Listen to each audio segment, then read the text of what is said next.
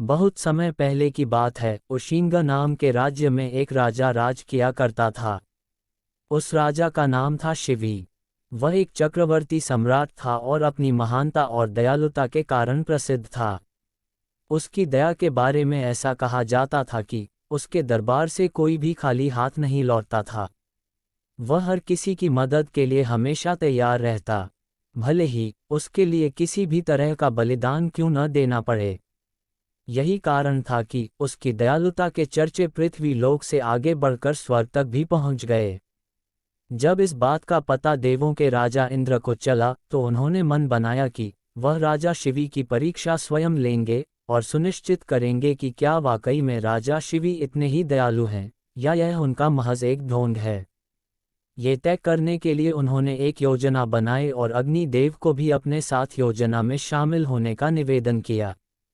राजा इंद्र की बात पर अग्निदेव भी राजा शिवी की परीक्षा लेने के लिए तैयार हो गए। फिर क्या था, राजा इंद्र ने एक बाज का रूप धारण किया और अग्निदेव ने एक कबूतर का। दोनों राजा शिवी के दरबार की ओर चल दिए।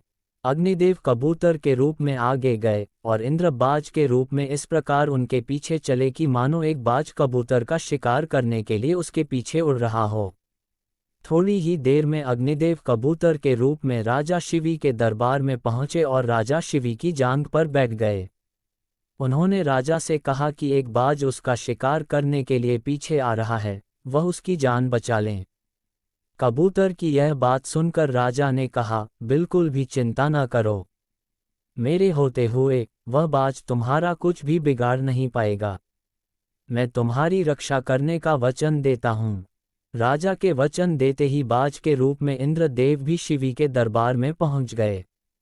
उन्होंने राजा शिवी से कहा कि वह कबूतर मेरा शिकार है, उसे मारकर वह अपनी और अपने बच्चों की भूख मिटाएगा। बाज की बात पर राजा ने कहा, मैंने इस कबूतर को वचन दिया है कि मैं इसके प्राणों की रक्षा करूंगा, इसलिए मैं इसे तुम्हें नहीं दे सकता।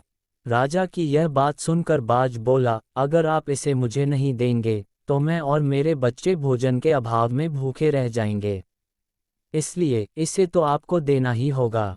बाज की यह बात सुन राजा शिवी थोड़ी देर सोच में पड़ गए और कुछ विचार करने लगे।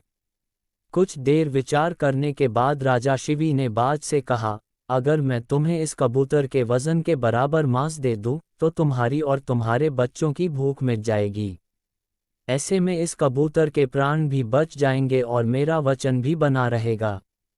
राजा की इस बात पर बाज के रूप में आए इंद्रदेव राजी हो गए, लेकिन उन्होंने राजा के सामने एक शर्त रख दी।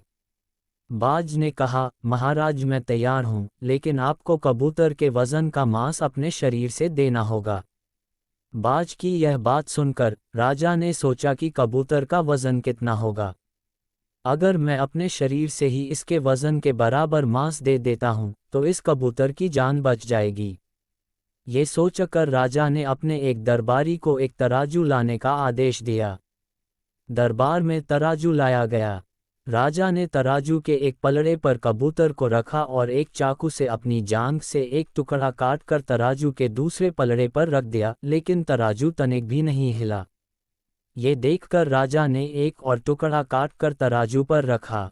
उसके बाद भी मांस का टुकड़ा कबूतर के वजन से काफी कम था। उन्होंने धीरे धीरे कर अपने आधे शरीर के मांस को निकाल कर तराजू पर रख दिया। उसके बाद भी मांस का वजन कबूतर के वजन से कम ही रहा। ये देखकर राजा शिवी बहुत निराश हुए। उन्होंने निश्चय किया कि अब कुछ भी हो जाए वह अपने वचन का मान रखते हुए कबूतर को बचाएंगे। ये सोचकर वह खुद ही तराजू के पलड़े पर बैठ गए और तराजू पर कबूतर का पलड़ा ऊपर आ गया। राजा ने बाज से कहा, तुम मेरे पूरे शरीर का मांस ले लो और कबूतर को छोड़ दो। ये सुनकर इंद्रदेव को राजा पर दया आ गई। इंद्र और अग्निदेव अपने असली रूप में आए और कहा, राजा शिवी हम आपकी परीक्षा लेने आए थे और आप इस परीक्षा में सफल रहे। आप वाकई में बहुत ही दयालु और परोपकारी हैं। इस पृथ्वी पर आपकी बराबरी दूसरा और कोई नहीं कर सकता। इतना कहते हुए दोनों देव वहां से गायब हो गए। शिवी चक्रवर्ती की कहानी से सीख मिलती है कि इंसान को किसी भी हाल में दया और परोपकार का साथ नहीं छोड़ना चाहिए, क्योंकि जिसमें दया और परोपकार वास करता है, भगवान भी सदैव उसकी मदद के लिए तैयार रहते हैं। दोस्तों, आपको कहानी अच्छी लगी हो तो चैनल को सब्सक्राइब ज़रूर करें। धन्यवाद।